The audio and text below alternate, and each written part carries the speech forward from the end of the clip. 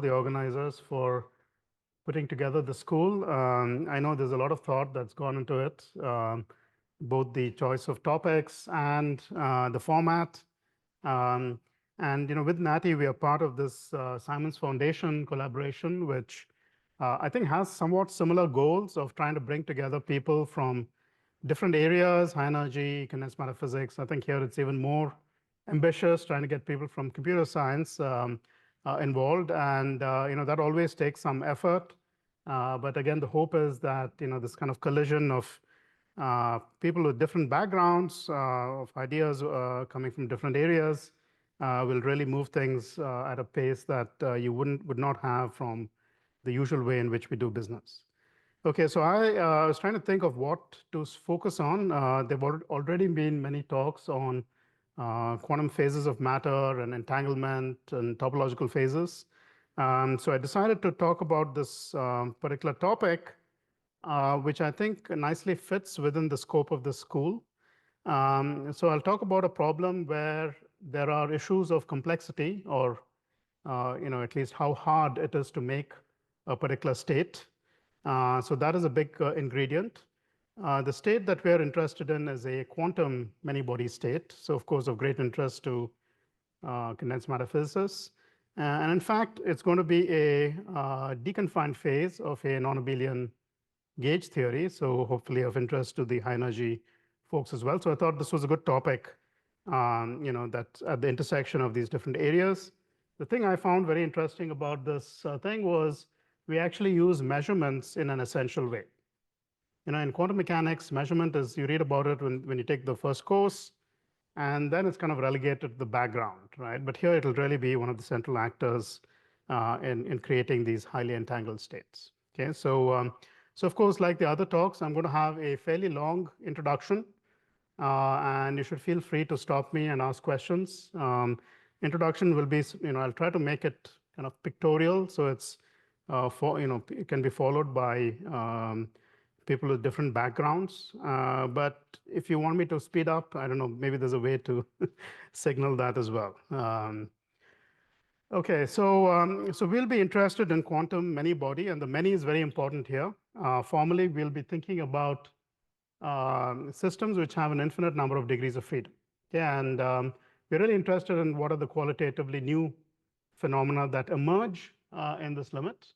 And one of the things that emerges in our experience, very familiar, is that you get different phases of matter.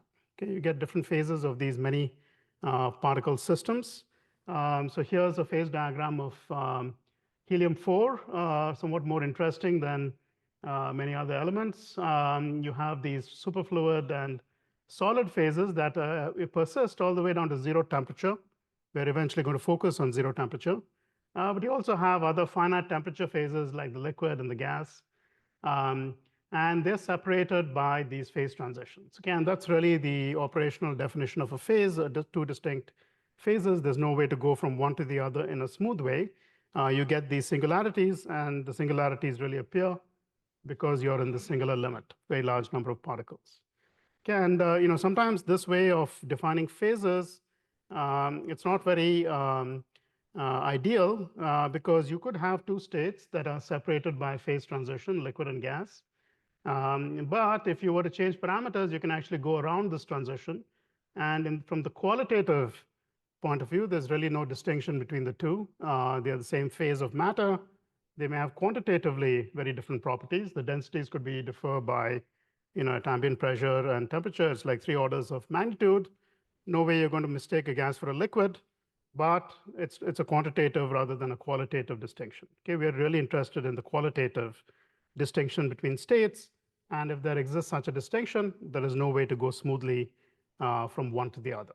Okay, so there's an analogy which I think sometimes people in outside of physics find helpful.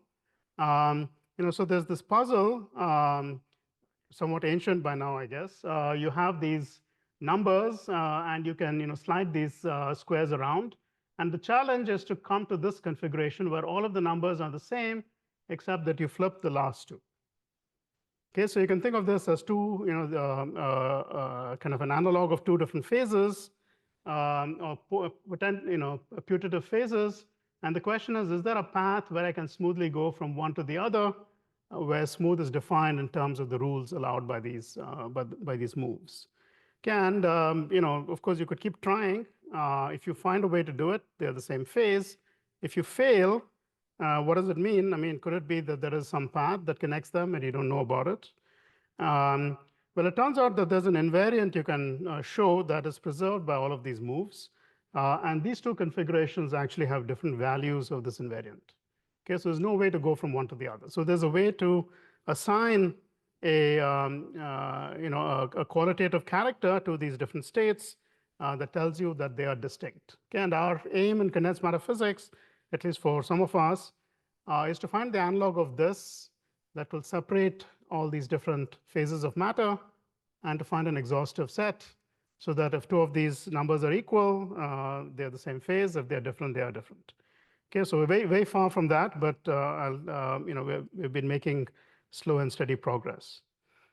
Okay, so a few terms that I wanted to kind of define before we get into, we'll keep using this later. So I'll really be interested in quantum phases. So by that I mean we want to take a quantum system, at least one way of thinking about it, we want to cool it down to very low temperatures.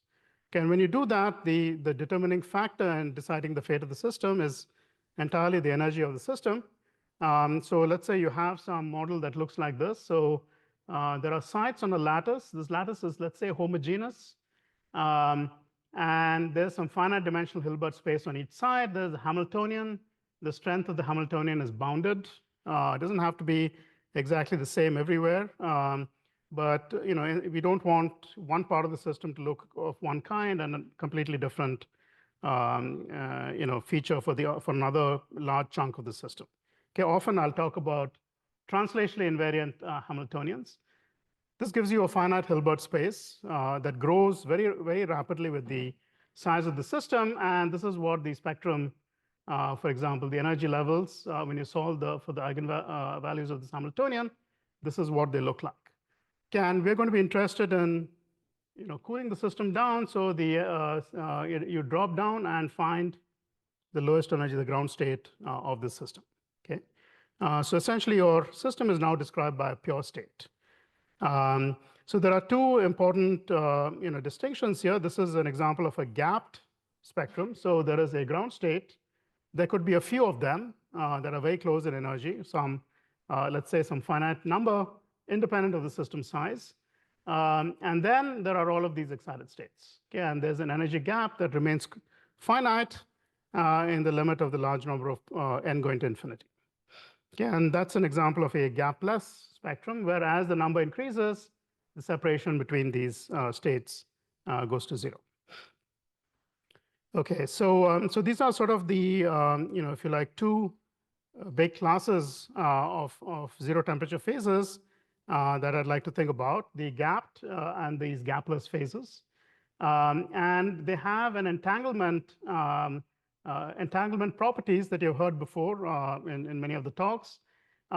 Essentially, over here, if you calculate the entanglement entropy of a region, typically it will scale as the boundary, the perimeter of the region. Similarly, in a gapless phase, you also have the so-called area law.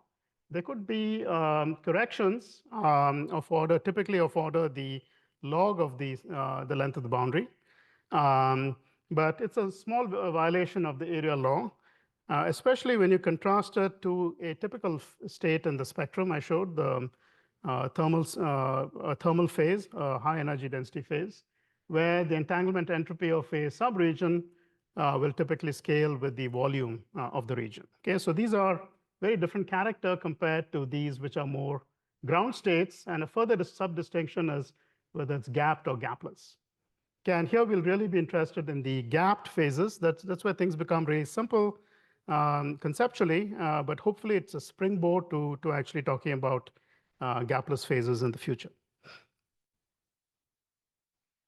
Okay, so now that I've gotten into gapped quantum phases of matter, these are some further kinds that are important to distinguish between. So the simplest kind are broken symmetry states. So you have a a global symmetry, which, despite being a symmetry of the dynamics of the Hamiltonian of your system, is not obeyed by the ground state. Okay, and again, this is a property that is unique to the large number of particles limit. And many examples of this, but we'll also be interested in these topological phases, and they actually have very different character, although they, this word topology is a little bit overused in this context. So these are what we call invertible topological phases.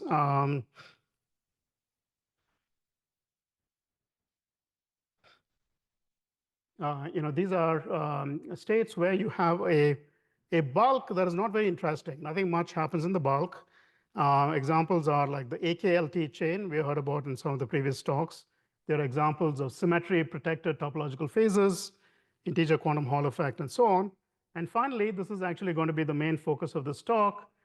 We have these gapped phases which have intrinsic topological order. So here you may have something at the boundary like these phases, but the really new stuff is in the bulk. You get excitations in the bulk of the system that have unusual statistics.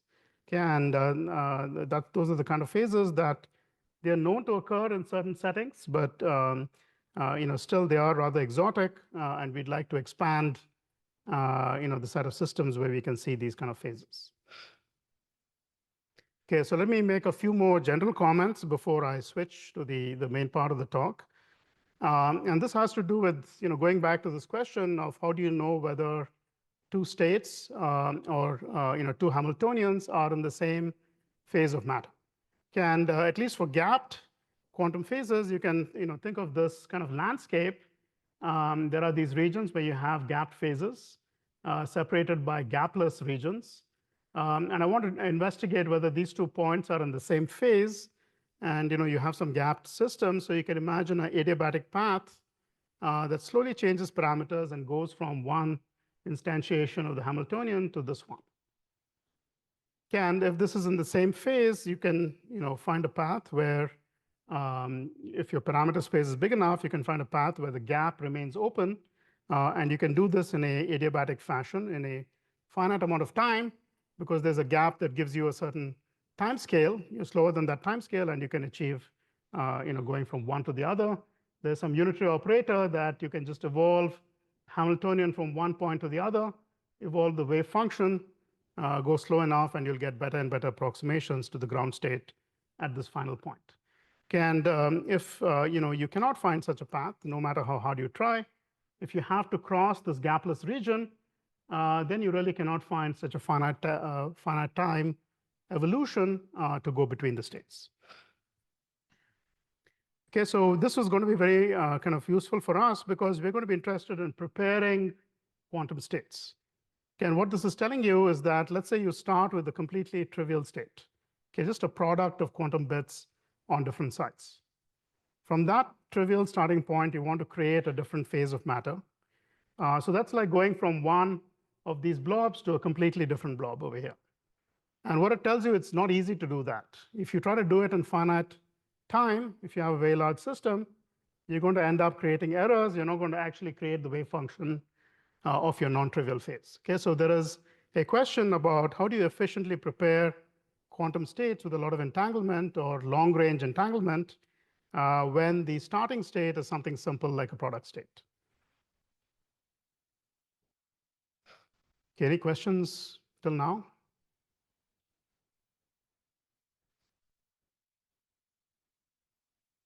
Okay, so a few more comments. Hopefully these will be useful later on in the talk.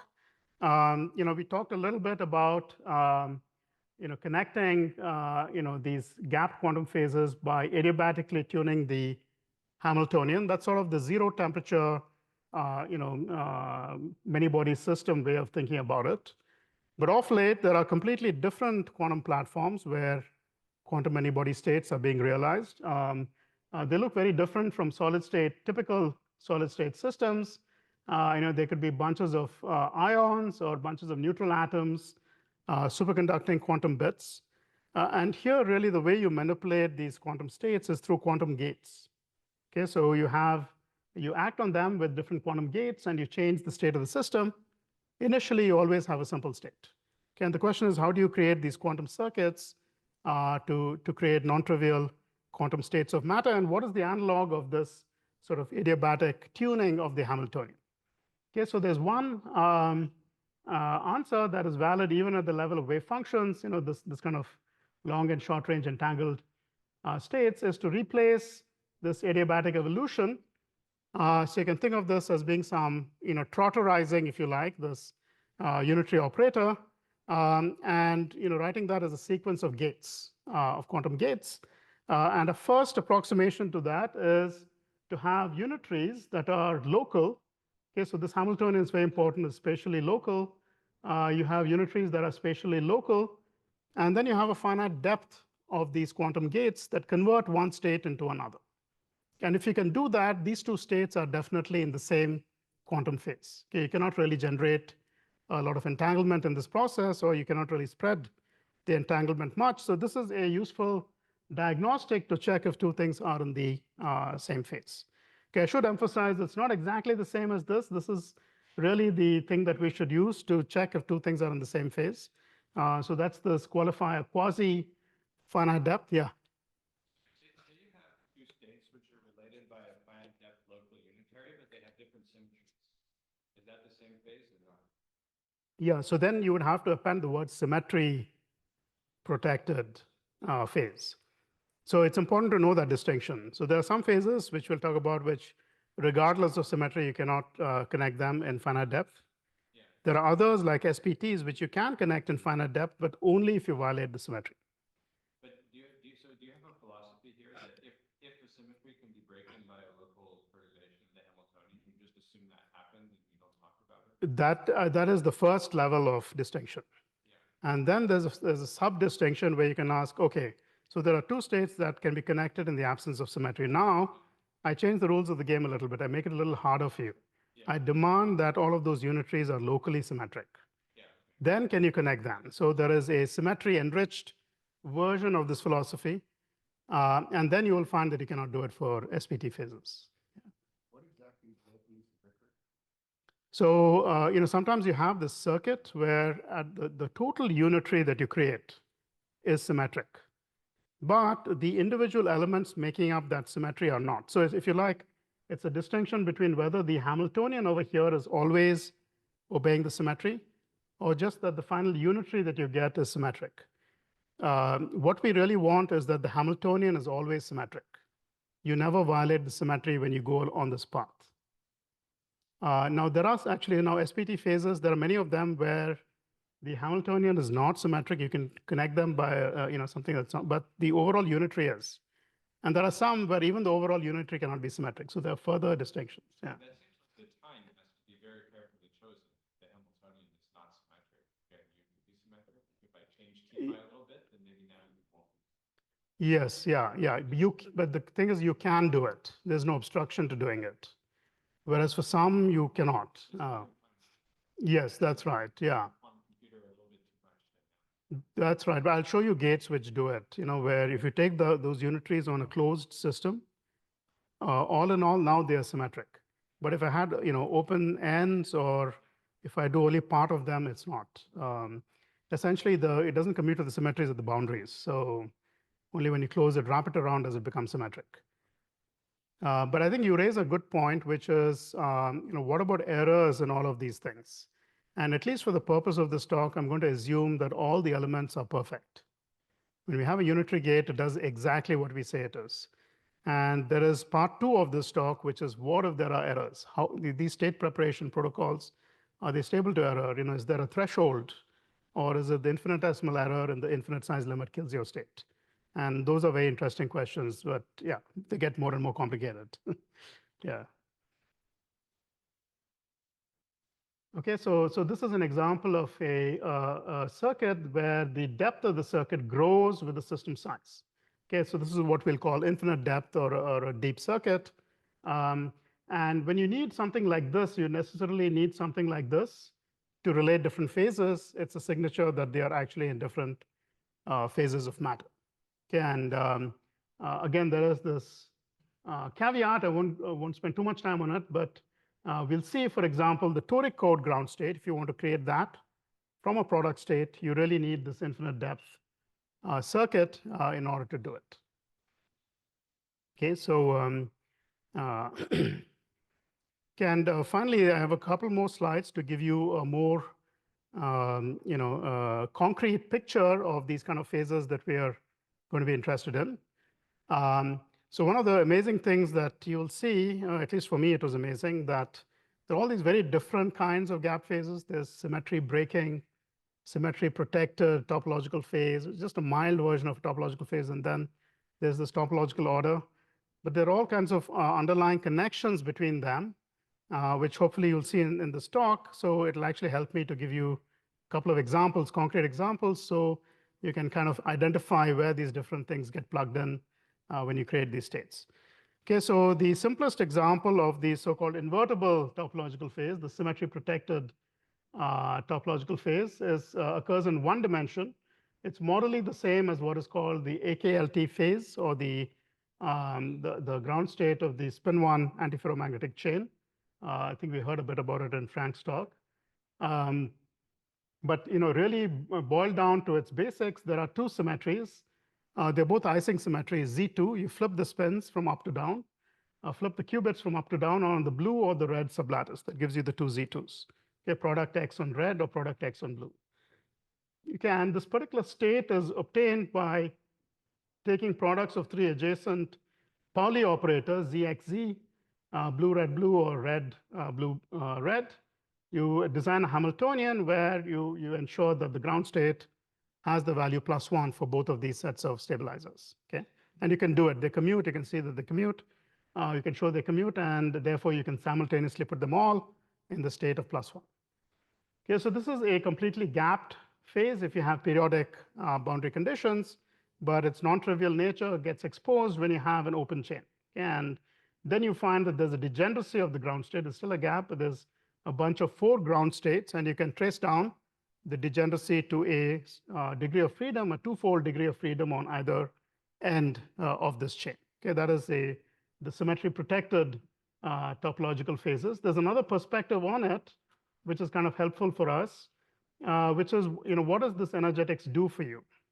Okay, so what it does is it takes the product of two Z's, and basically it examines whether the two spins are parallel or anti-parallel. In other words, whether there is a domain wall between the pair of spins or not. Okay, if they're parallel, there's no domain wall. If they're anti-parallel, there's a domain wall. Okay, and when there is a domain wall, you just flip the sign of the effective field along the x direction on the middle span. Okay, so what this really tells you is that you have domain walls, and whenever there's a domain wall, you dress it with a spin flip, okay, in the x direction on the central side. And then you just let this thing proliferate in your ground state wave function. It has domain walls moving all around the place, so it preserves the symmetry.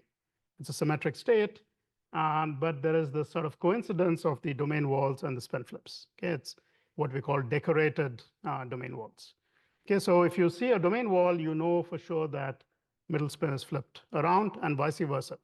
The way to check if there's a domain wall in the system, you can do it in an indirect way. You can go and measure the central site, and if it turns out to be -1 along the x-axis, then there is a domain wall for the other two spins. Okay, and we're going to use that when we prepare these kind of states.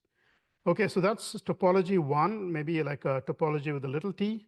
And then there is topological order, which is a much more robust form of topology. So here I should emphasize all of these non-trivial properties have to do with having these symmetries. You break them, there is really no distinction between this state and a trivial state, a product state of this chain. Okay, but topological order, we already heard quite a bit from other speakers. This is really, you should think of it as a loop condensate. You can think of loops arising from spins on these lattices, and the ground state wave function is a superposition of all of these loops. This is an example for the Toric code. And the ends of strings, if you break these strings open, they are new excitations. They're gapped excitations, and they're very unusual in that they carry new kinds of statistics. Okay, they are anyons. They generalize the notion of quantum statistics beyond that of bosons and fermions. Okay, so to go back to this complexity of preparing quantum states, this is sort of the other entanglement, some kind of quality of the entanglement as well. At this end, you have the symmetry-protected topological phases where you can create them with a finite depth circuit independent of the system size if you forget about the symmetries. Okay? But then there are these states like the Toric code, the topological ordered states, where it's been proved by Frank and other people that to create them from a product state with unitary operations that are local, spatially local, then this depth is proportional to the system size. Okay, so this is really a complexity barrier over here. And it turns out even if you have arbitrarily complex topological orders, you can always create them in this linear depth kind of way. So it's this linear depth is really telling you that you're throwing the kitchen sink at creating the state. You're doing everything possible, and you can create very, very complex states in that way.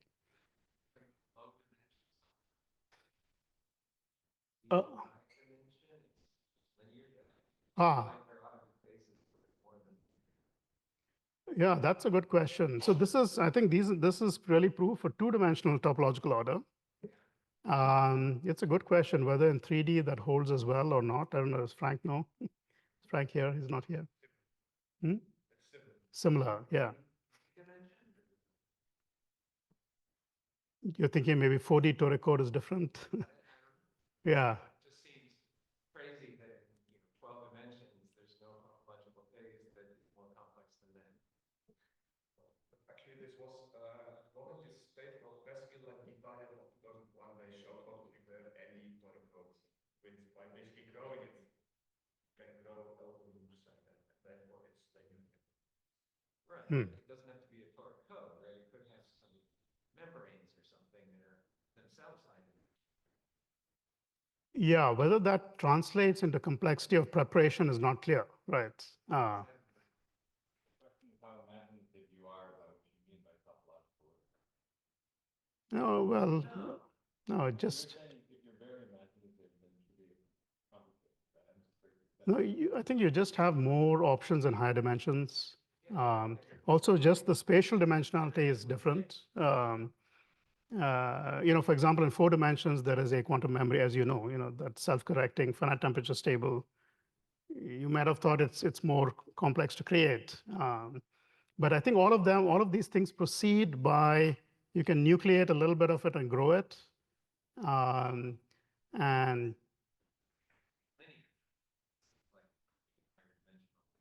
yeah, whether there's an obstruction to linear, that is the, yeah. Yeah, I don't know. I don't know if, either a counterexample or a proof in, for all topological orders. But yeah, it's an interesting question. What we'll be actually interested in is trying to knock down this linear depth and, prepare it more efficiently. This is already like too hard in some sense.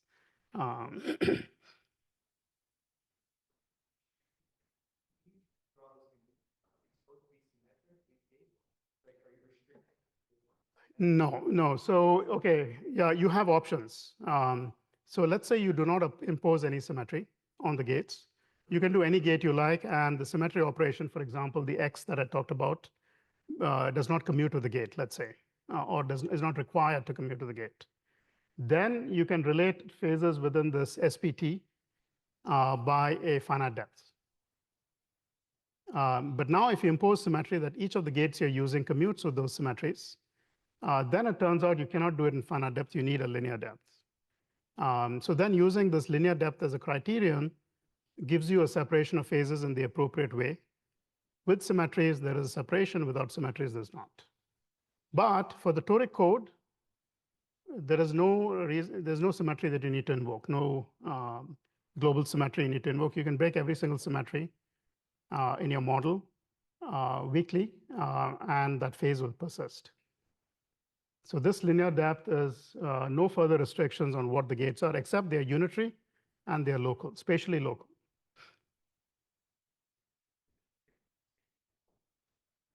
AKLT, yes. Okay, the AKLT, there's a little more detail, which I don't know if you're interested in. So what I talked about is sort of the ground state is morally the ground state of the AKLT. It has slightly different symmetrics. So AKLT has SO3 spin rotations, And this model I talked about is a Z2 times Z2 subgroup of that SO3. So with that subgroup and the model I wrote down, you can write down a fixed point wave function where the correlation length is exactly 0. So that was by writing down these commuting stabilizers. Now for the AKLT, you cannot quite do that. So it's a spin 1 chain. The Hilbert space on each side is fixed to be just spin 1. Kind of restricts you a little bit. You can still write down a model for whose ground state you can find exactly, but you cannot find all the excited states exactly. And if you look at the wave function there, it is in the same phase as this one, but it has a finite correlation length. So finite correlation length is a little hard to create using these unitary circuits because there are exponential tails. And even though it's very small, there is something finite on the tail. So then you need infinite depth to get that tail. Okay, but it's a very different character of requiring the infinite depth compared to what we are talking about. So AKL is a little bit, there's some subtleties that has to do with finite depth local unitary versus the quasi-finite depth. How interested are you in the exponential tails? But yeah, if you forget about that, just phase of matter, fixed point, those kind of questions, then these things are related by finite depth if you ignore symmetry, and if you have symmetry, you need an infinite depth.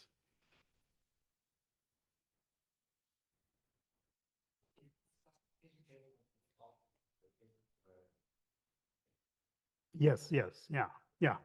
If you put a whole bunch of do nothing steps, then yeah, it's the minimal depth, yeah.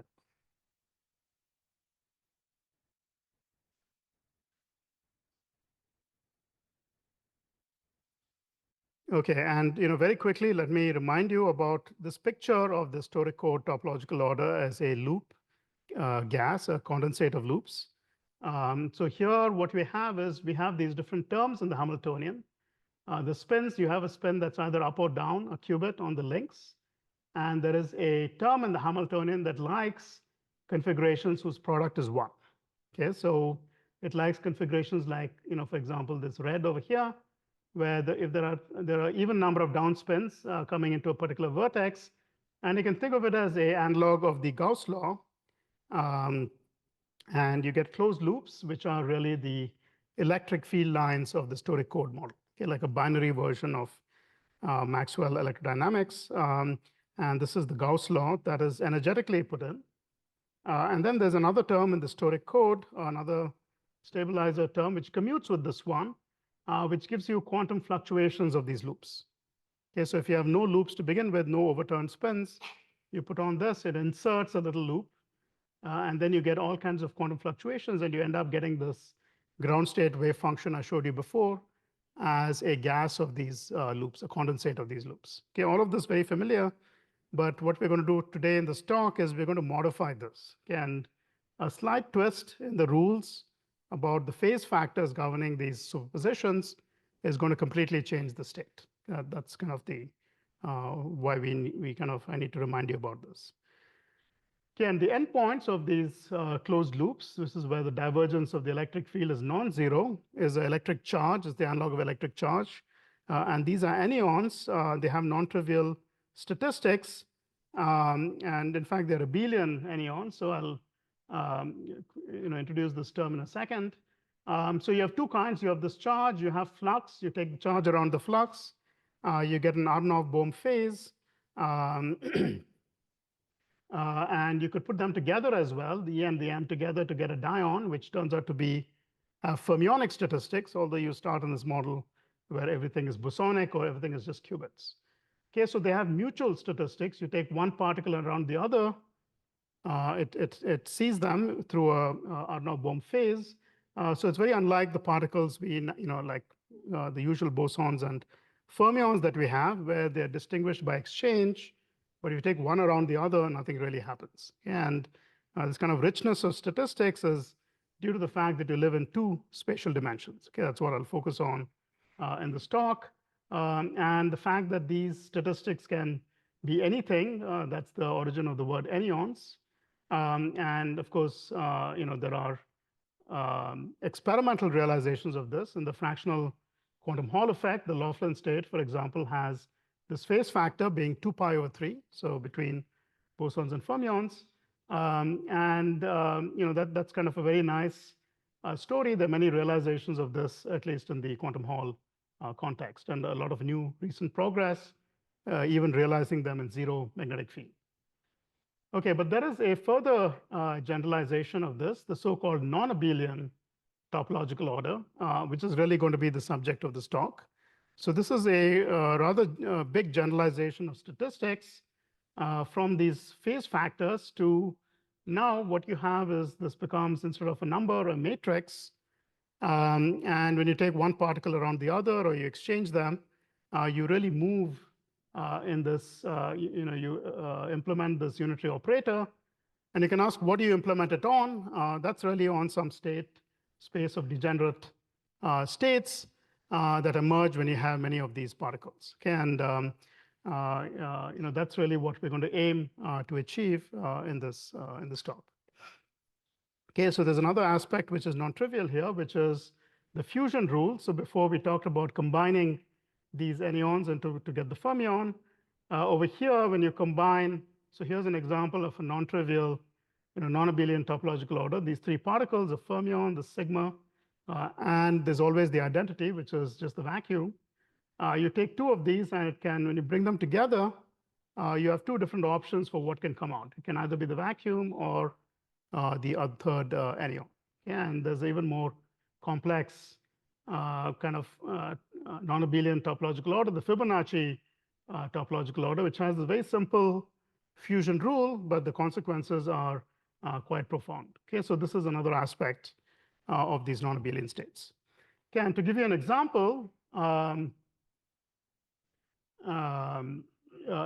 if you had a system, for example, it could be a quantum Hall system, a large region of this, and you insert 4 of these sigma excitations far away from each other, it turns out that there are 2 different states that are compatible with this. Okay, so if you like, the set of 4 points on the plane where you insert these sigma excitations defines for you a qubit. Okay, it's a 2-dimensional subspace, but somehow that qubit is fractionalized, it's broken up into 4 points. Okay, so this is really a way, if you like, of breaking up the essential,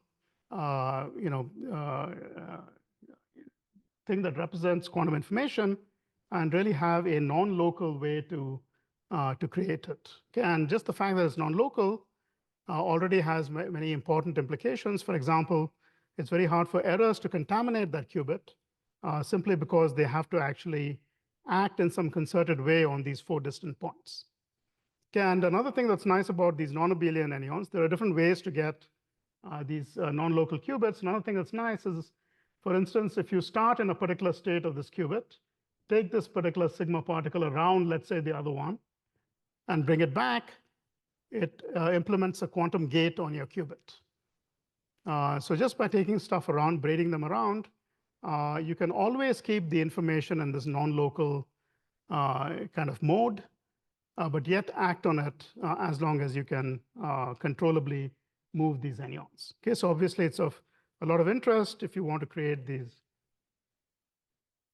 very robust ways of storing and manipulating quantum information. Okay, so that's really a feature of having these non-abelian states. Okay, so since this talk is really going to be about creating this non-abelian topological order, you may want to know why. Why do you want to do this? One of them I already explained, although this is still a very distant goal. Another thing I'll try to tell you is, at least for me, this was kind of a learning experience. If you knew TQFT very well, you wouldn't learn anything in this project. But for us, we found many things about these non-abelian topological orders, which are quite different from the abelian counterparts, maybe even as different as the abelian states are from short-range entangled states. Okay, so I'll try to highlight that. And they're really hard to realize, unlike the abelian anyons, where there are many, many candidate states. There are very few states that are proposed to realize these non-abelian, truly non-abelian quantum topological orders. There's a particular fraction in the quantum Hall effect, 5/2. It's the only even denominator fraction. And there's another 12/5, And these two are candidates for the two kinds of topological order I showed you before, the Ising and the Fibonacci. Okay, but it's nowhere nearly as well established as the abelian one. So it's hard to create these states in nature, and if you have some other route to creating them, it'll be really nice. You can probe them and ask all kinds of questions that we like to do in condensed manner. Okay, so the state we're going to try to create is the so-called quantum double of a particular non-abelian group. Okay, so the way this works is we talked about the Toric code. That's the quantum double of the simplest possible group, just Z2.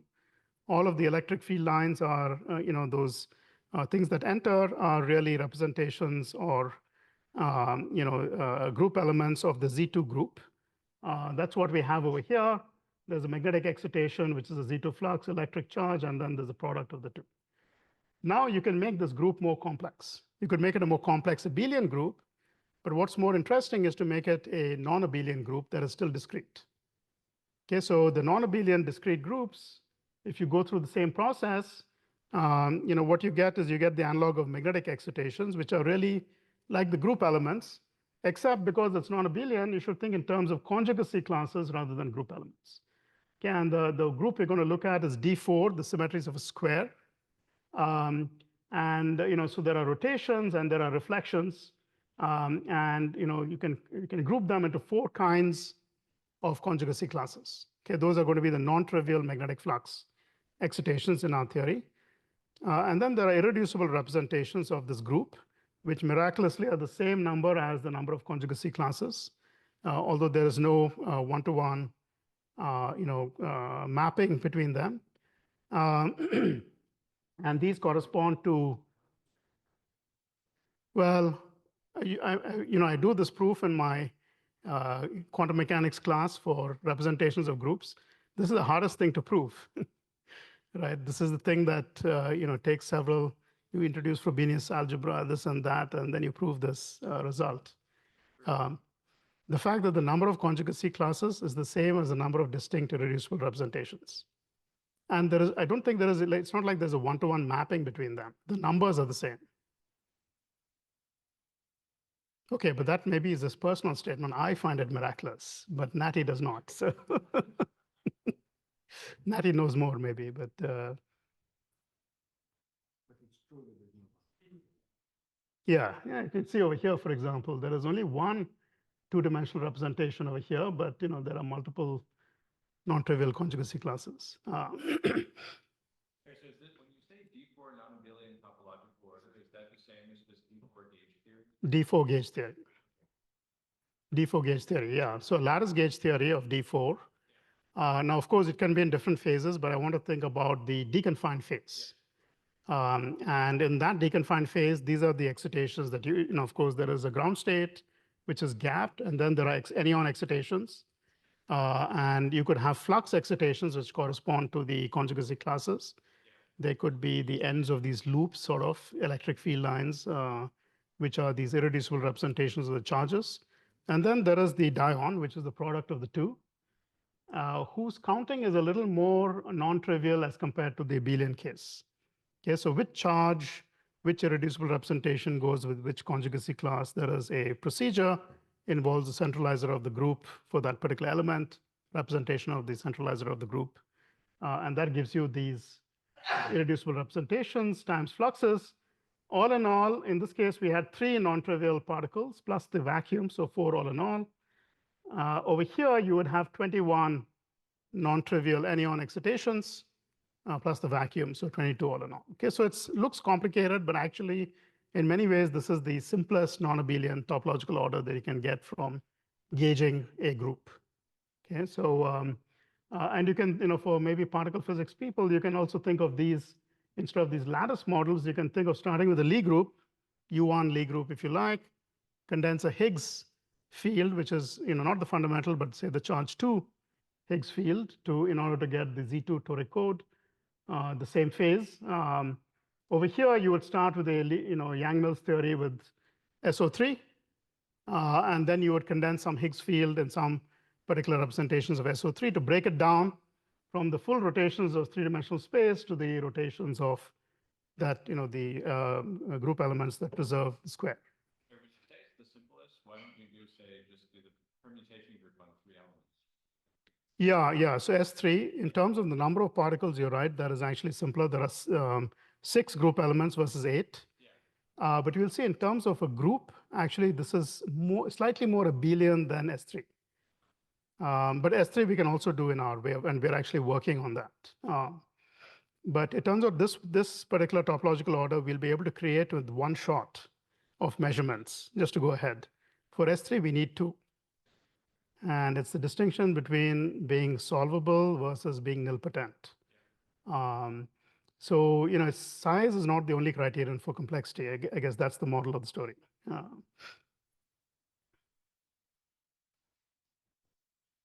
Okay, so now let's get to the main thing, which is about trying to prepare these quantum states. But we'll try to do it a little more efficiently than this unitary preparation that we talked about, which is going to be deep and use measurements. We'll see measurement is going to help us do this more quickly. Okay, so here is a very simple slide about using measurement to create entanglement. But somehow this is the basic idea that we keep using in more and more dressed up ways in order to get the final result. So let me explain this in a little bit of detail. Okay, so this is an example, just 2 qubits of a non-entangled state in the computational in the up-down basis. And this is, of course, the Bell state, which is maximally entangled. And one way to think about the state is that it's the maximal superposition of 2 qubits, which have the constraint that the product of these sigmas is 1. Okay, so it's like there's no domain wall. If you like, just a 2-site Ising chain, there's no domain wall. If I say that, what is the maximal superposition? It's both up plus both down. Okay, so here's another state which looks like it's entangled, but actually it's not. You rotate to the x basis. It's simply a product of 2 spins each in the what we call the plus state. This is not entangled, but you could make it entangled. You could entangle them if you make a partial measurement. Okay, so what you do is instead of measuring the individual qubits, which will of course kill all the entanglement, don't measure the individual ones, but measure the product of the sigma z for the 2 qubits. Okay, so I just measure the operator sigma 1z, sigma 2z, the product, okay, without knowing what they individually are. I get some measurement outcome. Let's say I got the outcome +1. Okay, so then this wave function will collapse, and you'll only get the parts of the branches of the wave function that are compatible with this measurement outcome, okay, which are just the up and the down, and you'll get them both. There's no way to, you don't distinguish between them, so you collapse into the Bell state. Okay, so that's a way to create entanglement by doing measurements. Okay, it's maybe not the most effective way to do it. For this small system, you could use a quantum gate and basically achieve the same result. But this is certainly one way to do it, and you end up with this Bell state. Okay, now, of course, you can ask, what if you got the other measurement outcome, if you got -1? Well, in that case, there are 2 things you could do. You could either throw away the -1 measurement outcome and go back to a fresh pair of qubits in the x basis. That's called post-selection. That's kind of wasteful. You're wasting half the outcomes. Better way to do it is to actually correct the state. Okay, so let's say you got the -1 measurement outcome. What you do is you go and multiply it by a unitary operator sigma x on the first spin. Okay, the m over here is the measurement outcome. So m is 0. M is the thing you want. You don't do anything. If it's the wrong one, you do something. Okay, and this is guaranteed to flip the state with the wrong measurement outcome back to the target state you had that you wanted. Okay, yeah.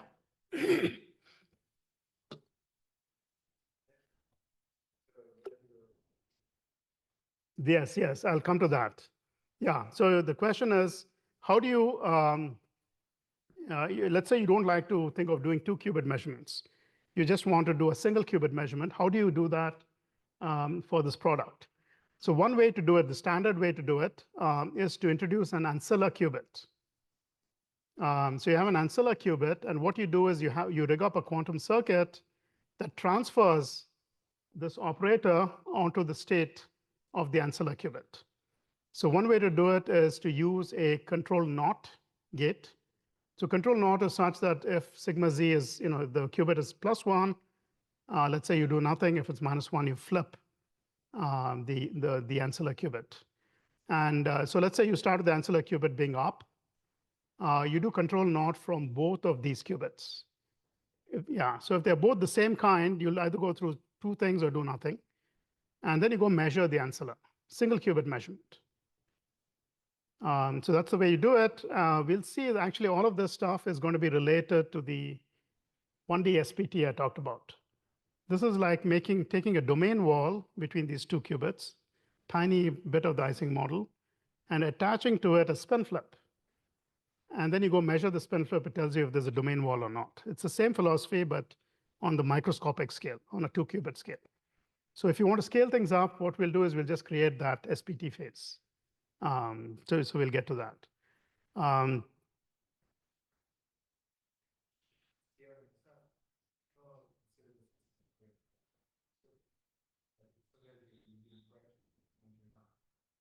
Yes. So let's wait a few slides till I get to that. Yeah.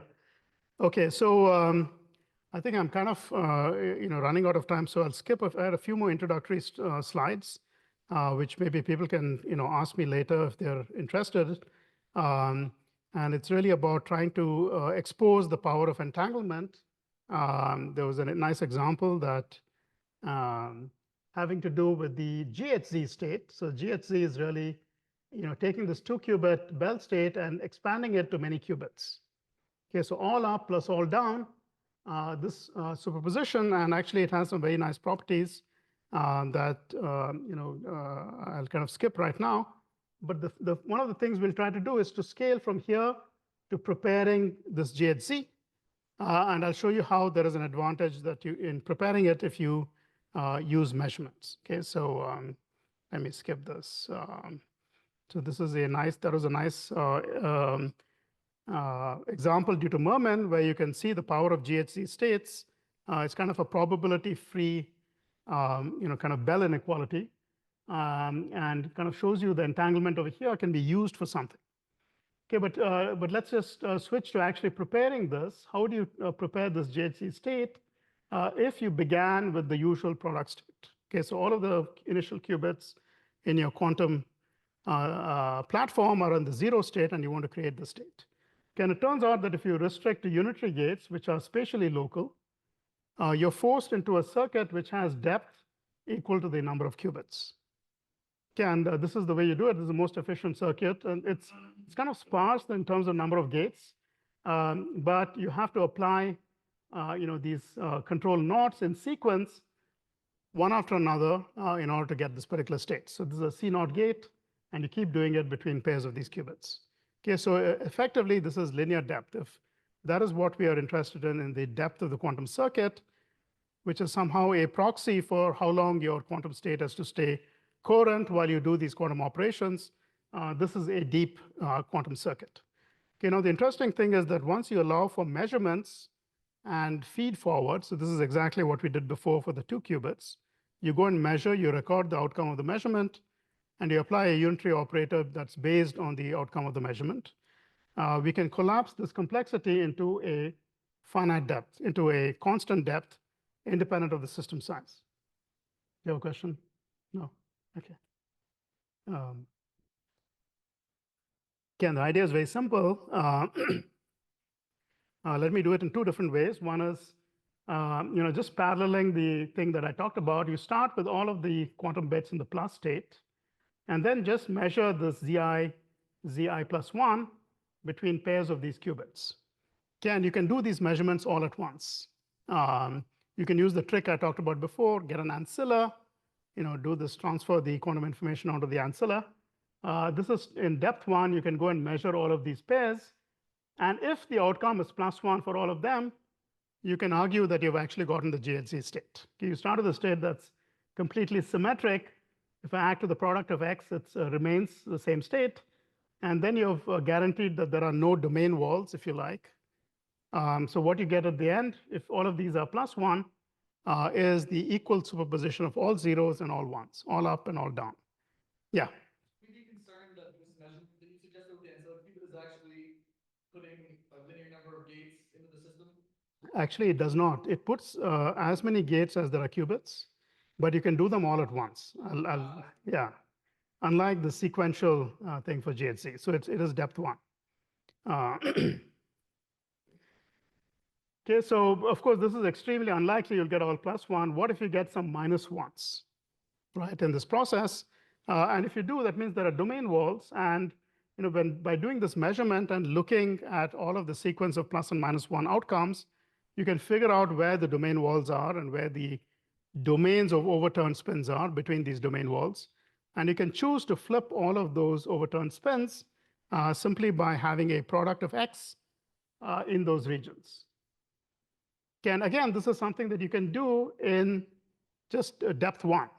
Once you figure out where you have to apply these X's in depth one, you can just apply them, and you get the perfect GHC state, this one over here, regardless of what measurement outcomes you do. You get. Okay. Okay. So this is like a finite depth, constant depth circuit, and the really non-trivial thing over here, what is giving the power of this method, is that you collect all of this information classically, these measurement outcomes, you do some processing on it, and then you go and apply these gates. Yeah, Frank. If you have all the information in one place, you have to do the calculation and then send it. So yes. Communication is limited. Yes, that is right. Yeah. It depends. Yeah, that's right. So if you, so that's a very good point. In some sense, there should still be a linear and system size scaling, even in this protocol. Where is that linear and system size scaling hiding? That's really in basically the fact that the speed of light is finite, right? That when you make all of these measurements, you need to bring them all together to decide where you're going to apply these gates. And for that step, you need to collect information from far away, scaling linearly with the system size. And there is a hidden linear cost over there. But that's classical. Exactly, yeah. So there are two different models. One is, you could say, in principle, it is linear. But I would say that that's, for the kind of quantum computers we have right now, that stuff is free. And the overhead is really in the quantum gates. Those are super expensive. So I'm only going to count the linearity when it is a quantum gate thing. It's some model of complexity, I guess. Yeah. But in principle, there is this kind of linear scaling. Okay, and here's the other perspective, which I already mentioned.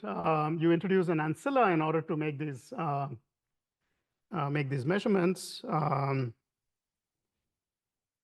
Okay, so there is a central qubit that you introduce. You double the number of qubits.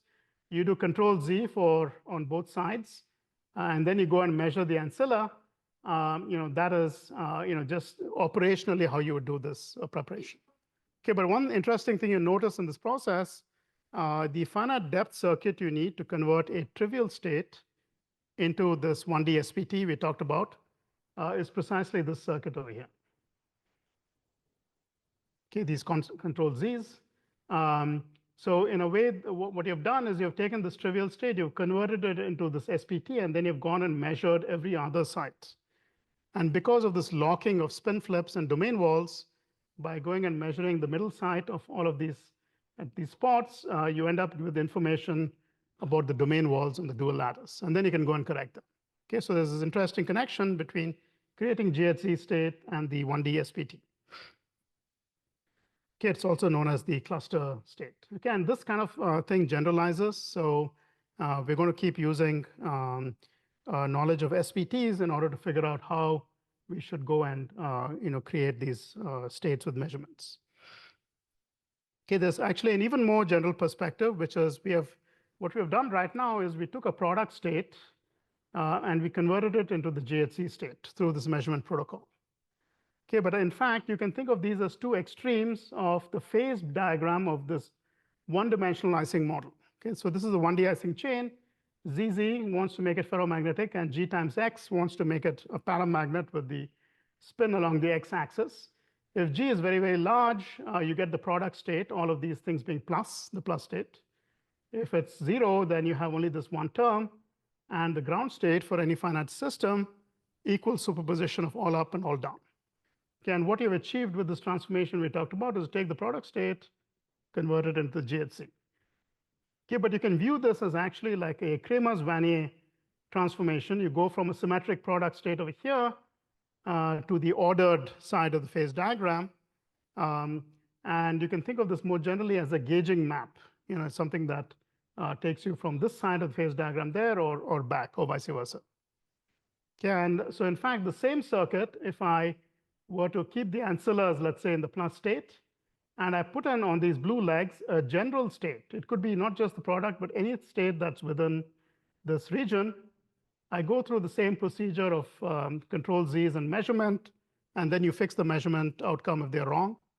On these blue legs, you will end up getting the Kramers-Wannier dual of the state that you put in. Yeah. This is all finite volume.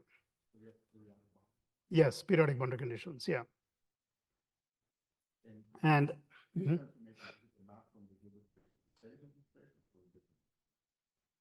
it's all to the same Hilbert space. But I think I know where you're going with that. You are going to start with the symmetric product state. So this state to begin with is projected into the +1 eigenvalue of x. Yeah, so it's consistent with this.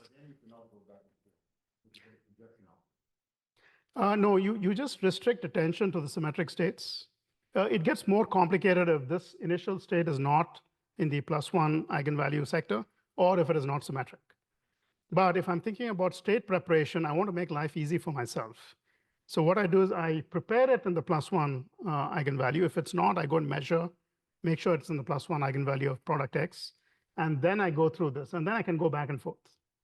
Yeah, but you're in that symmetric sector. If this eigenvalue is -1, gets more complicated. Yeah, it's yeah, you have to insert. Yeah, you've got to do more to create the state. Yeah. Yeah, so it's interesting again that this thing that creates the SPT is part of the circuit for doing this Kramers-Wannier map. And you can think of generalizing this to any dimension, like in 2 dimensions, if I take 2 + 1 dimensions, if I take the Ising model, then it's not a mapping onto the same model. It ends up giving you the disordered phase of the Ising model becomes the deconfined phase of the Toric code model. But we'll see that there's a very similar gauging map that you can use and that you can speed up using measurement in order to create the ground state of the Toric code. Okay, so this goes to the preparation of topological order.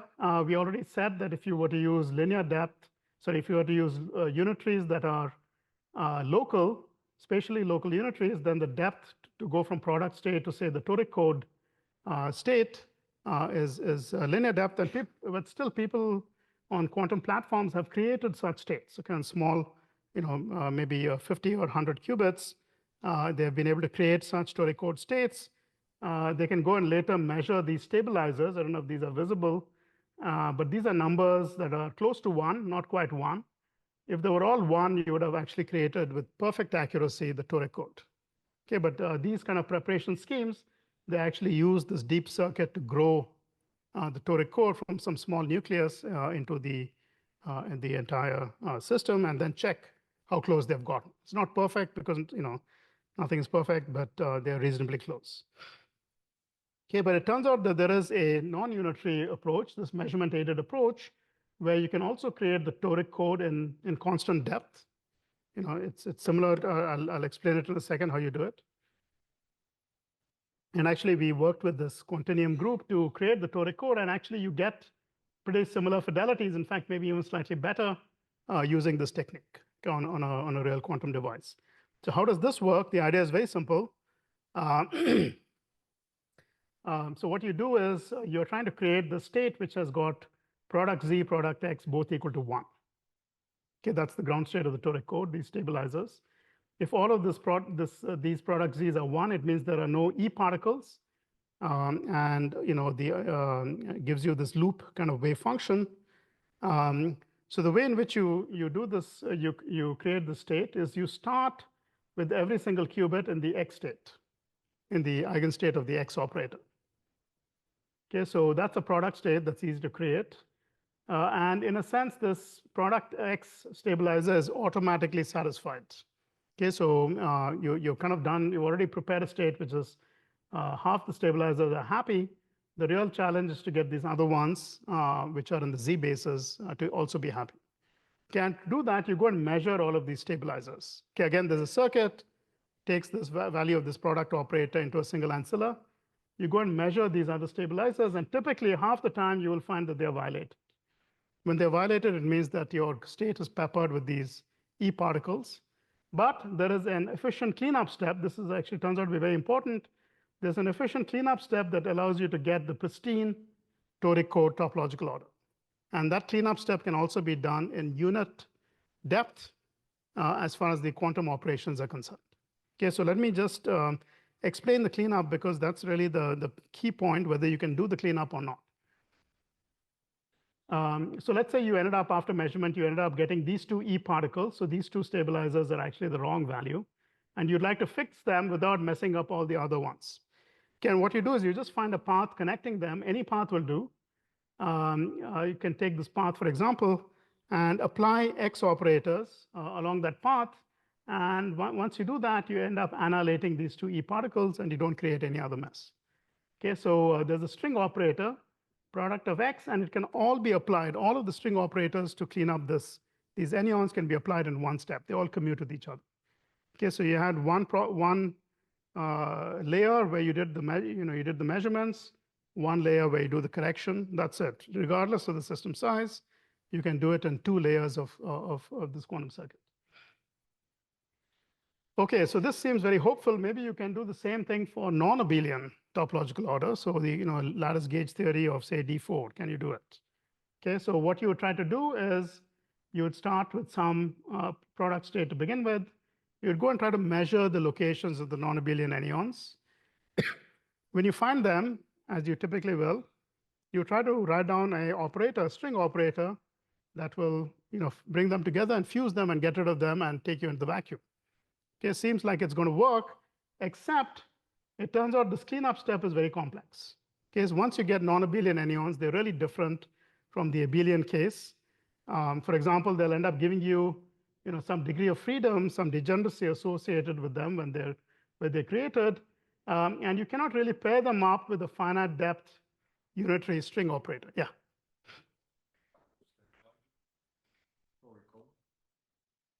So for non-abelian topological order, there's the essential difference from the abelian case is that the excited states look very different from the ground state. So for abelian states, whether you have an E anyon or not, a little bit of convention. So the excited states where you violate these Gauss law terms, they have essentially the same character as the ground state. It's not true for non-abelians. So that basically means you cannot have stabilizer, commuting stabilizer Hamiltonian for non-abelian states. What you instead have is what are called commuting projectors. So you have one particular, on a finite cluster, you have some, interactions. They have a lowest state, like of the projector. And then there are a whole bunch of other states that are all degenerate together. So there is some difference between the two. You can write it down as a sum of commuting projectors, yes. So the ground state could be, frustration free. There's one state that makes all of the terms happy. But it's not, the excited state's a different story. Yeah, so there's some subtle distinction between stabilizers and projectors that is important. That is abelian versus non-abelian. I'll show you an explicit model for these non-abelian topological order. It's not generic. It's not like this lattice gauge theory where you put a gauge group. But it will be stabilizers, but they don't all commute. So you can violate different things. Okay, so in the last 15 minutes, let me tell you how we got around this problem where you can use measurement-aided creation of this non-abelian topological order. But still retain the fact that you don't have this very expensive cleanup step. Once your cleanup step is going to be linear depth in the separation between anyons, in the scaling point of view, have not really gained anything. Typical separation is half the system size, you're back to linear depth. So you want to have a cleanup step where you don't have to do that. And the way in which we do this is for certain topological orders, what you can do is that in each step, when you do the measurement, you can arrange for all of the defects, the wrong measurement outcomes, to actually be abelian anyons. And those you can clean up. And through a sequence of those steps, you can actually create something that is non-abelian. Okay, you at no step in the process do you actually expose the non-abelian anyons, but still it turns out it's possible to create these things. And it gives you a separation within the space of non-abelian topological orders, which can actually be created and which ones, this method we don't know how to create. Okay, so but let me tell you, instead of going into all those details, let me focus on a simple example. I'm going to start with an abelian topological order and twist it into something non-abelian. I start with quantum bits on the Kagome lattice, so this particular lattice, and I give them 3 colors, so red, blue, and green. Initially, what I do is I just write down a toric code Hamiltonian for each of these 3 different colors. Okay, so there are 3 toric codes. There's a stabilizer, which looks like the Star of David, takes all of the qubits with the same color, product of x, if you like, so 6 of these x's. And then I have another stabilizer product of z's. 3 of them, for example, these 3 red will be one of the product of z's. Okay, so this is like the divergent Z, if you like. This is the B squared kind of term. So all of these commute, and you can get a ground state where all of them is +1. There are simply 3 copies of the toric code. Okay.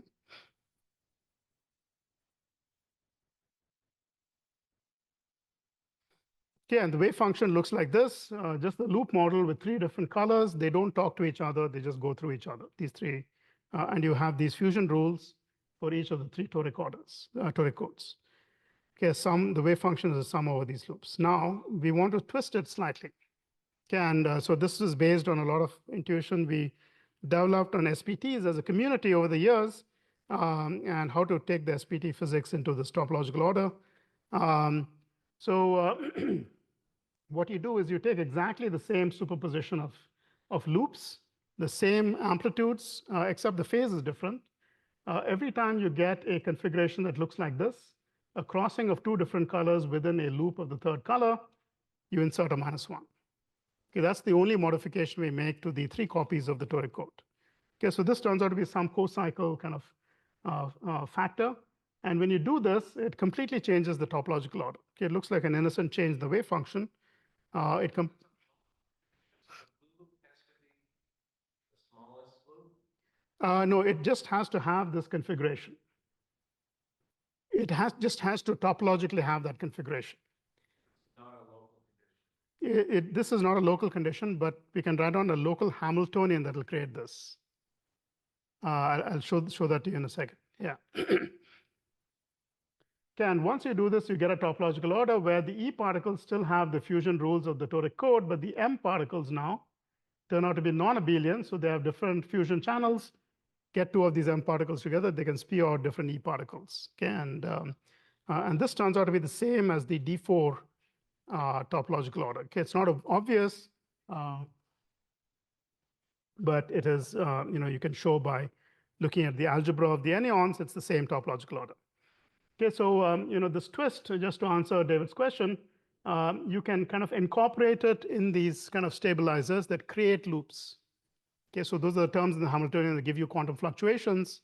The plain vanilla one would be you just create a loop of the red, green, and blue from the vacuum. And these moves are all designed to give you this wave function.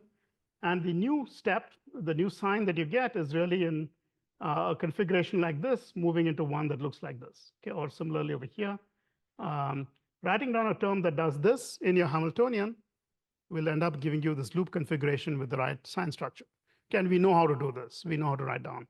It's a very small modification of the toric code. Okay, so instead of keeping on talking about this model, we could actually implement this on a quantum device. So let me just switch to the experimental realization because there I can actually show you some data along with this theoretical stuff. Okay, so maybe a little less dull than writing down just these models. Okay, and we worked on this with this quantum device, this trapped ion system. Spatially, it's actually on a racetrack.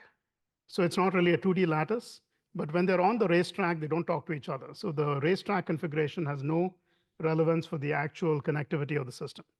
what you can do is you can pick any 2 qubits and bring them into an interaction zone, apply a quantum gate, and entangle them, and it's really the entanglement structure that we're interested in. So you could make a torus, for example, using this by just taking relevant particles and entangling them.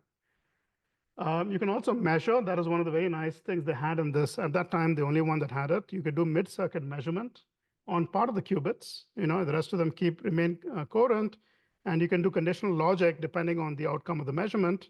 This was not crucial, but it helped us that they can pick any 2 qubits and do this. Again, they have very good fidelities for their 2 qubit, 1 qubit gates, and so on.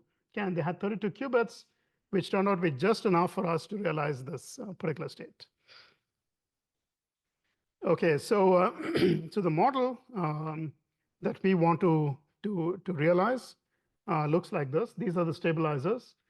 So again, you have this product of z's that I had before, just like in the Toric code, but there's now a difference in this A term, which was previously just a product of x on the Star of David over here. You dress it with the control z operations on this internal hexagon. Okay, so those are the new stabilizers that we want to satisfy. Okay, so this control z operation is exactly the one that gives me this relevant phase factor when these things intersect. Okay, so that's all you need to do. You have a Hamiltonian that has these different terms, and you want to find the ground state. Okay, now it turns out this question that Natty asked, these cannot all be commuting stabilizers. It cannot really be the same as Toric code. So what is the difference? It turns out these in general, these A terms do not in general commute with one another. Okay, but if you are in the subspace where all of these B's are 1, okay, you project into that space, then it turns out they do commute. Okay, so our strategy is actually going to be, we're going to satisfy the B terms first, and then go and measure these A terms. Then they're all commuting, and it turns out then we can fix that. Okay, because these A terms, it turns out only create abelian anyons, which you can then pair up and clean up. Yeah.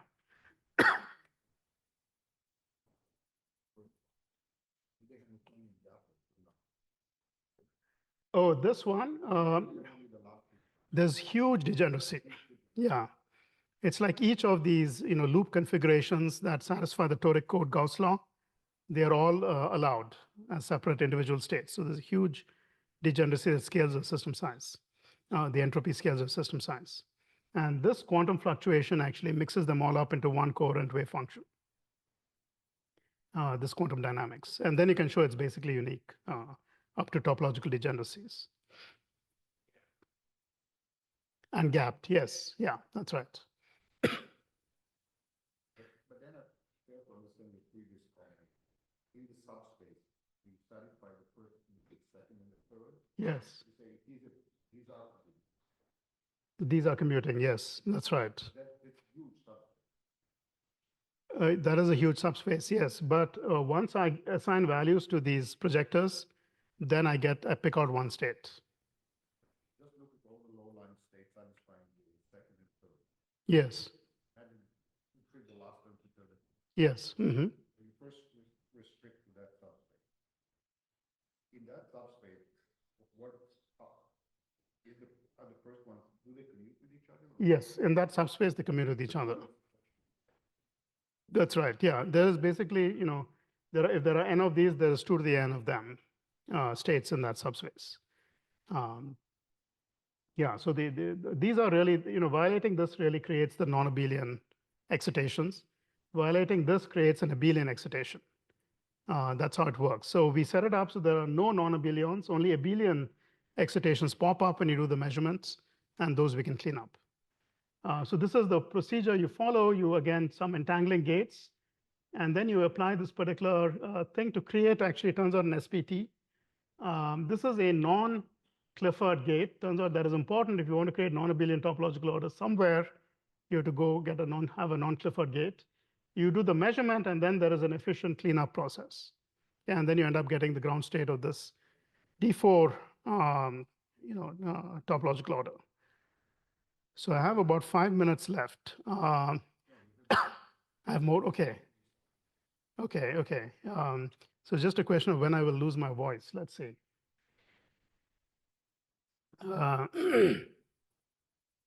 Okay, so we did all of this, and so on this system of 27 qubits, we can report the values of the stabilizers. And you can see that these 3 stabilizers relevant to each plaquette, they are all pretty good. They're close to 1, not exactly 1.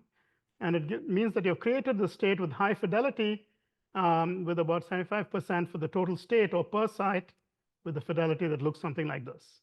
Okay, I've also listed over here some loop operators. These are sort of the large loops of the torus. If this was a Z2 gauge theory, this would be 3 loop operators, Z2 loop operators on either the horizontal or the vertical lines. And you need these to completely specify this particular state. Okay, so that is the state that has been created. And then you can do something more. You can try to confirm that you have a non-abelian topological order. Okay, now, logically speaking, you've actually found the ground state of an exactly solvable Hamiltonian. You don't really need a quantum computer to do all of this, right? All you need is like pencil and paper. But you have the state available on the quantum computer. So it's actually a realization of this topological order. And you can try to see how this works. And actually, it turns out you learn something about it. So for instance, we can try to verify this kind of fusion rules, or if you like, this braiding process, create a pair of M anyons, M blue and M green, take one around the other and then fuse them back. Yeah. We generate a mixed state so that the expectation values and stabilizers are those values. Yes, I think that is the right way to think about it, because So each time you do it, you have some errors that are different for each case. yes, that is right. So there are various kinds of errors. The simplest kind of error is actually when you do a measurement, you sometimes report 1 as a 0. Those are kind of very easy to handle because it's just you can correct the stabilizers for those kind of errors. But the most serious one is your gates are not perfect, so you don't exactly get what you think you're getting. So you may actually have a pure state, but it's not the one you wanted.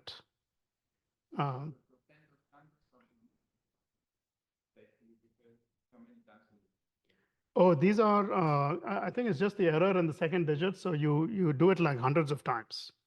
You got to keep preparing this hundreds of times and doing the measurement. I don't remember exactly how many measurements, but it's a very large number in order to calculate these things. So no, these are real errors. So it's precise to the second digit. So yeah, it's an error of 1 in 100, so you're probably down to 10. Yeah, right, right. Just by looking at the Hamiltonian, would I tell that this is a 3-4 gauge theory or not? You probably could. I mean, like you could go back to this picture of the loops, and you'd get this co-cycle. You'd see this co-cycle, so you'd see that it is 3 Z2 toric codes twisted in a particular way. And from that, like Morita equivalence of that, you can relate it to D4 quantum double. If I just look at the Hamiltonian before they are, will I see the fact that I can think of it as a D4 gauge theory? No, so it's not in the canonical presentation of a Z4 gauge theory. So no. So the canonical presentation is on every link, you want to put in a group element. So you should have an 8-fold kind of label on every link. And then you have a term that makes sure there's no flux. And then there's like a Gauss law. That is the usual quantum double. That's not what we are doing. So we are doing it, we are approaching D4 from a different way through this gauging, 3 Z2s, but with some non-trivial, mutual kind of topological term. Yeah. Okay, so you can kind of try to explore whether you can do this sort of braiding, in which case you would end up getting this E particles at the end of this process. Okay, so what you do is you grow these little strings. You write down a unitary operator that creates a pair of anyons at its endpoints. And you can see these over here and over there. There's something different about the stabilizers. You've got a minus sign over here, minus sign over here. So you've created a non-abelian excitation at these 2 plaquettes. Everywhere else it's okay, except there's also another pair over here. There's actually some shading that's not showing up in this projector. So you've created a pair of M anyons here and another pair over there. First step. Okay, and then you drag them through and close them up like that. I won't go into the details. And then you ask, what is the state that you get? And the nice thing about these stabilizers is I can just look at the value and tell you if there are any anyons in the on the surface of this system. And after I close them up, it's not quite the ground state. You see this stabilizer is violated minus this one is violated. And these correspond to the abelian anyon. So this is really saying when I do this process, although I start from the vacuum, I end up popping out a different channel over here, the E red channel. I end up with two abelian anyons because of this, the non-abelian statistics of these particles. Again, that's something that you can explicitly verify in these, from the values of the stabilizers. Another thing you can do is actually create all the different ground states. Okay, we said there's a ground state where these plaquettes are all one, but there are also these large cycles of the torus. Depending on the values of these loop operators, you end up getting different ground states. Total number of ground states should be equal to the total number of anyons, distinct anyons in the theory. There should be 22, and they're able to create all of these 22 with pretty good fidelity. That's kind of the fidelity of per qubit for all of these things. Or you can look at the energy if you like. That's another way to look at it. Now, one interesting thing that comes out of this is we were labeling the different ground states in terms of these large loops that span the system. And there are three colors. If this was the Toric code, for each of these loops, you would have two options, plus or minus one. All in all, there are 6 of these loops, 3 that are vertical, 3 that are horizontal. So all in all, you would have thought you would get 64 different ground states. Okay, in fact, if you had 3 copies of the Toric code, you would get 64 different ground states. Okay, but here, because it is non-abelian, the number is reduced to 22.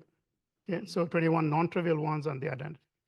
So what happened to all the other values of these loop operators? So here's one that is not represented in this set. This is not a ground state. It turns out that the loop operators, this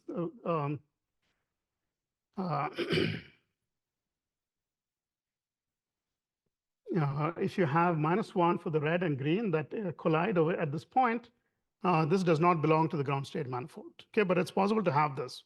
What do these correspond to?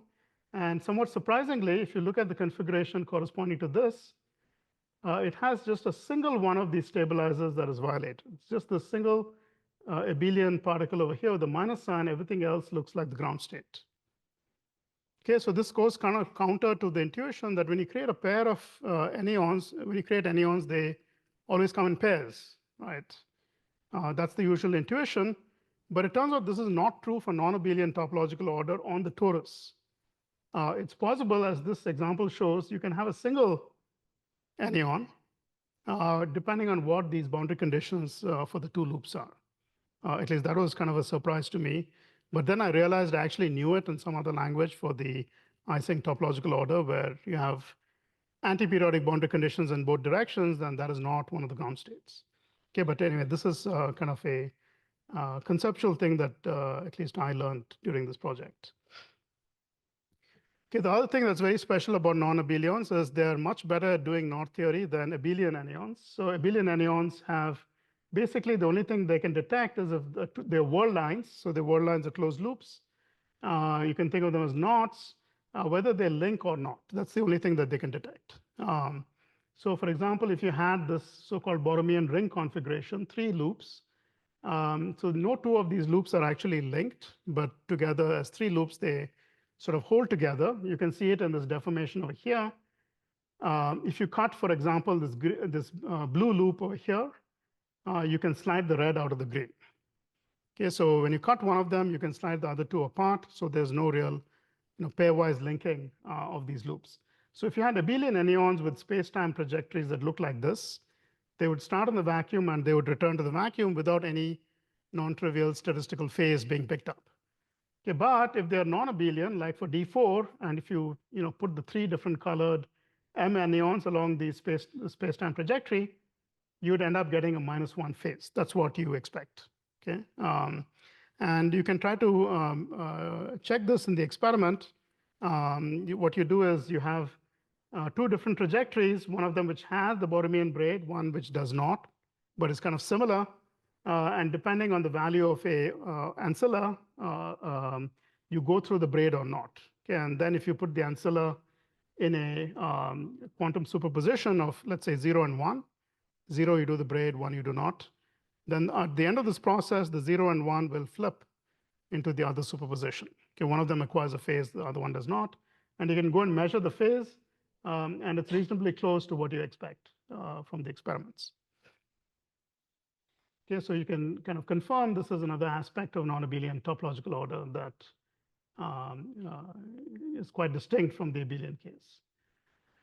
Okay, so finally, let me address this question of which, I just showed you a specific example, but this process, this efficient process of creating non-abelian topological order, you can ask the question, which ones can you create efficiently?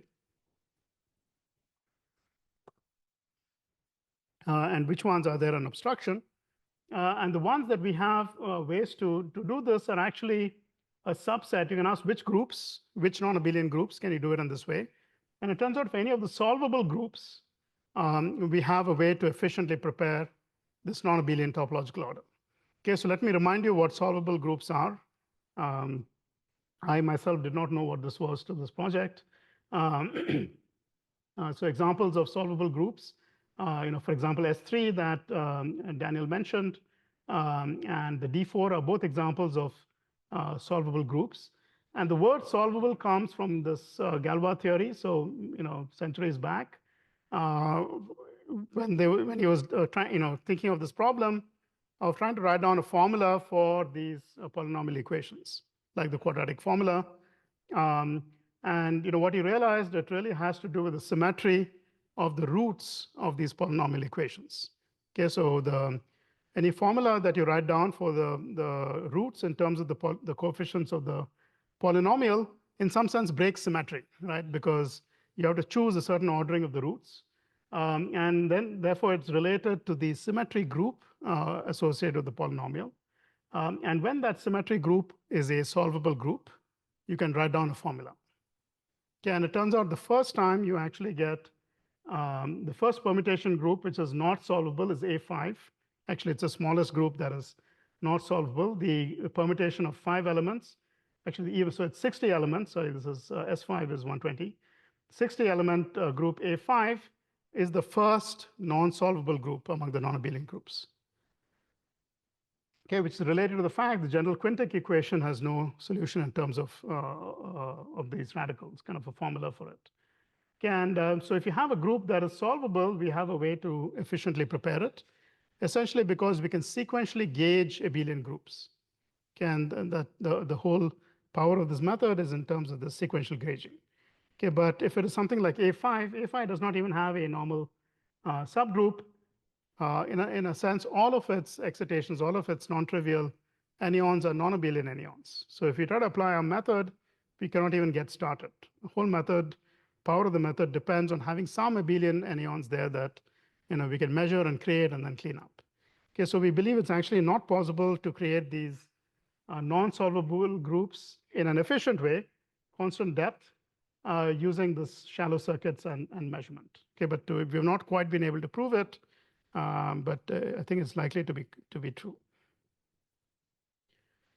Okay, so let me kind of end over here. These are my collaborators, and I'll kind of leave you with these conclusions.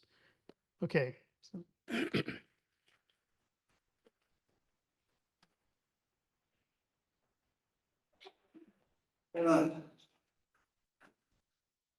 Is there something physically different to these anyonic theories that correspond to non-solvable groups? Do they have different features and like? yes, so the for example, A5, right? It has no abelian anyons at all. So that is the feature, if you like.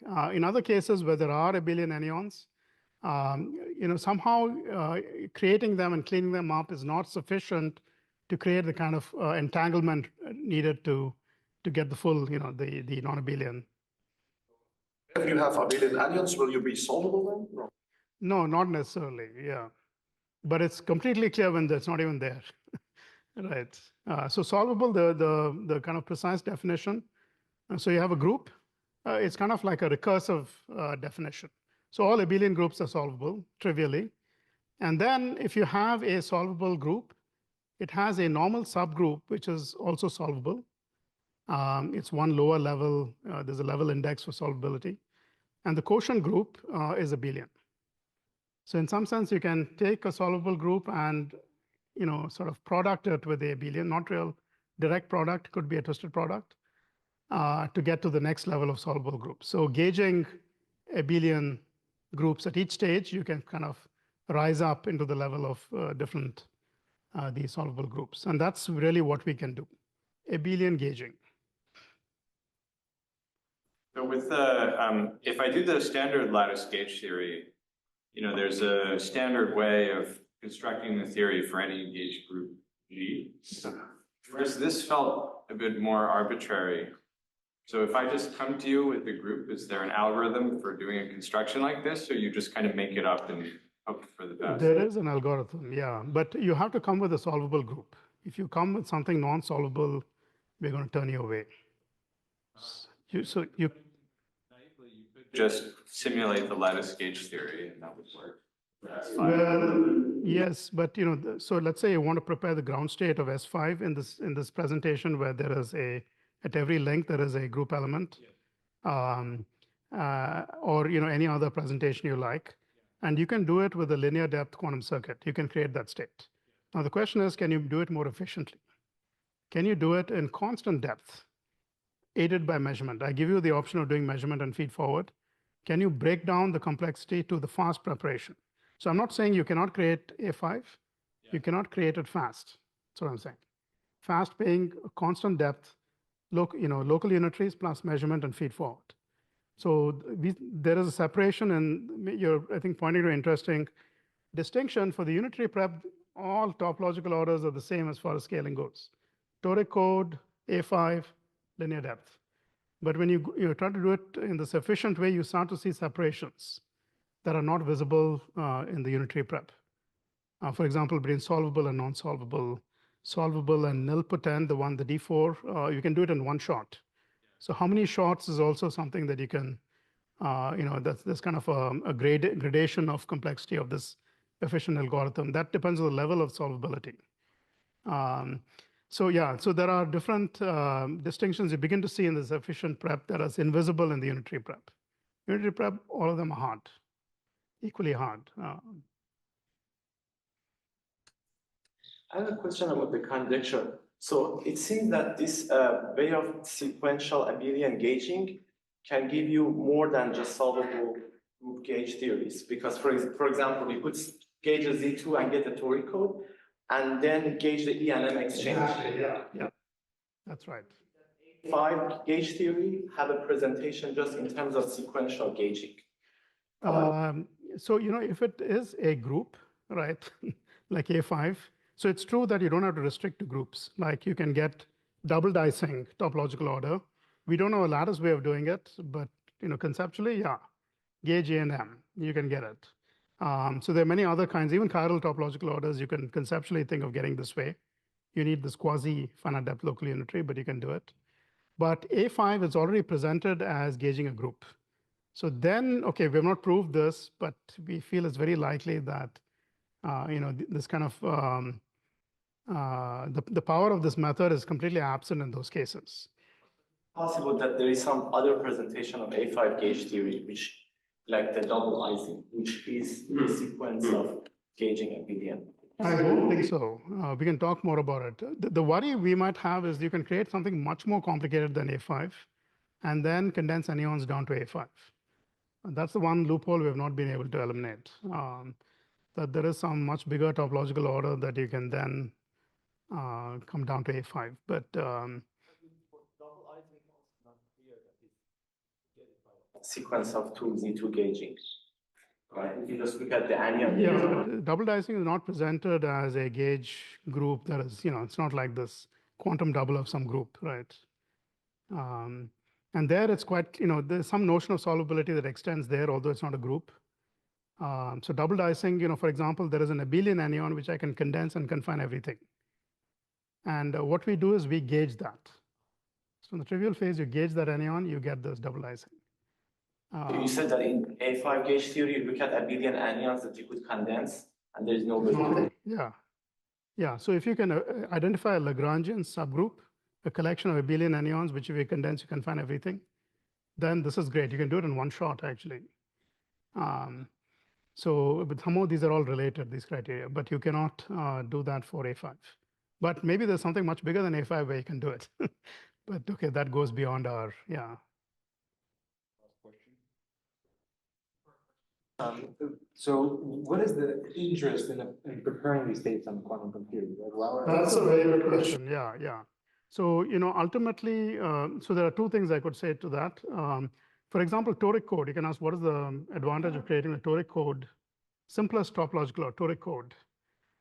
So one thing people actually think of using it for is if you want to simulate fermions, right? You want your quantum computer to simulate fermions. That's the typical quantum chemistry kind of problem. With qubits, it's actually very expensive to simulate fermions because you need like a non-local string. But the Toric code is emergent fermions. So these schemes to encode fermions, they actually end up using the Toric. They don't use that language, but if you look at it, they're using Toric code stabilizers to use the fermion of the Toric code and use that to represent, for example, electrons. So that is one, if you have fermions, it helps augment these calculations. Of course, you can do that right away with the Toric code. What is the point of these more exotic things? So our thinking was that if you want to do fault-tolerant quantum computing, if you create D4, for example, you can create anyons in D4. Those could be your logical qubits. And then you can do braiding. You can execute gates by doing braiding. And this is, people try to do this with actually quantum hardware. So all of this topological quantum computation, they try to create a quantum state of matter at low temperature, which has non-abelian anyons, and then use electrical signals to control them. And that would be naturally fault tolerant. You don't have to do error correction then. In this case, it looks like you have to do some error correction because the state you create is not going to be ideal. You don't have the notion of very low temperature, or the analog of that is to do error correction. And then it's not very clear how you do error correction for a non-abelian topological order, unlike for abelian case where it's very clear. So that is, I would say, one of the obstacles. I don't want to oversell this idea of creating non-abelian excitations, moving them around on a quantum device.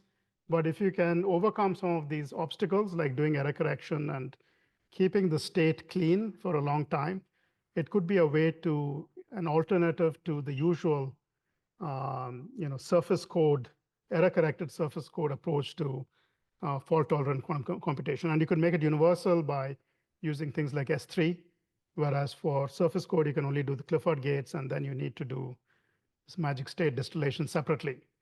That is sort of the grand idea, but there are many question marks whether it even holds up in conceptually.